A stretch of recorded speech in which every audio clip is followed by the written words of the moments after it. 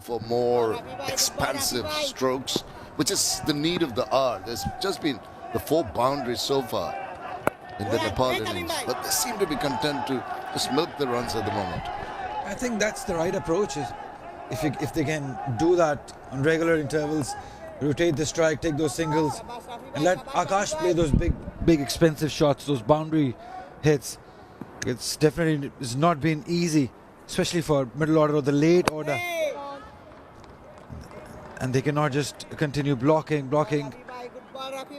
You got to keep on rotating the strike.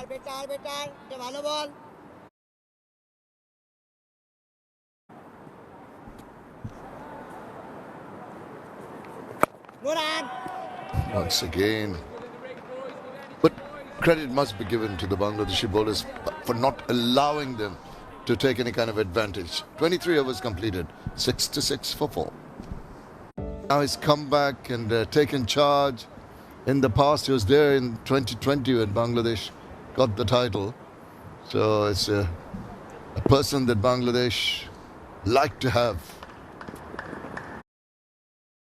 They're doing well from the expression on his face. And he's very serious looking.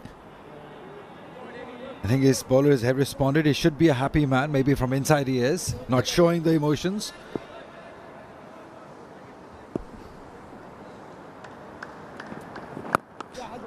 We were talking about the quality of Bangladesh bowlers.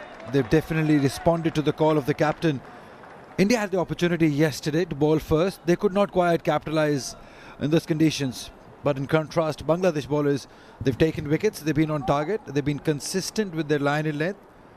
They might not be the quickest around, but certainly very consistent with their line and length.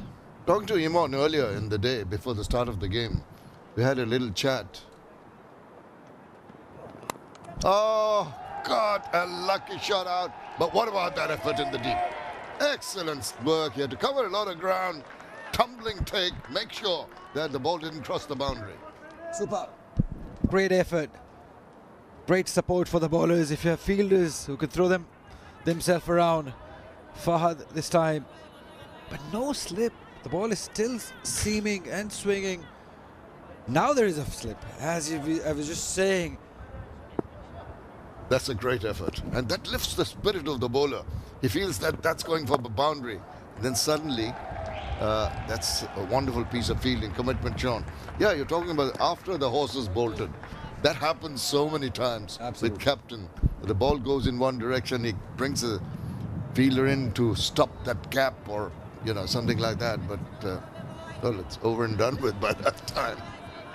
I was just talking about Imran talking this morning to me, and he said he'd like to see the grass on the track. He comes from Sylhet in northeastern part of Bangladesh. There's a beautiful stadium over there, Sylhet International. That's up in there once again, a bit of good fortune, and he gets 4 fortuitous runs. Not the most controlled shot, but pretty effective in terms of runs. They'll take it.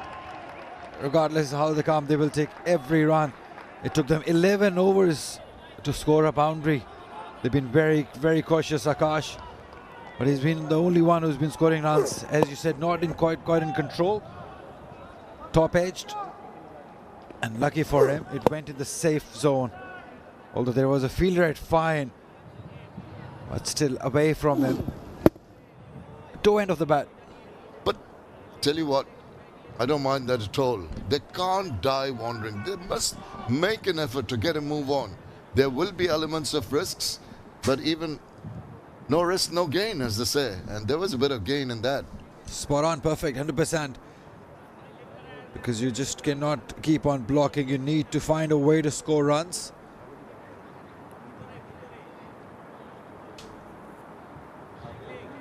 He just got a boundary with the last bat. I don't know why he changed it. Possibly chipped it as he played because it was the edge of the bat. But these bats are very strong these days. Pretty thick. Though they're not heavy, they're pretty light. And they wield the will of the batters these days with really a lot of flourish, a lot of disdain. Just get a feel of that new bat in hand. Maybe a different weight.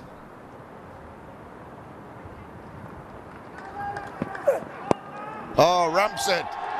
And the fielder's got to it. He tried to ramp it. He's pumped up Iqbal. The manager, the coach has at last got a big smile.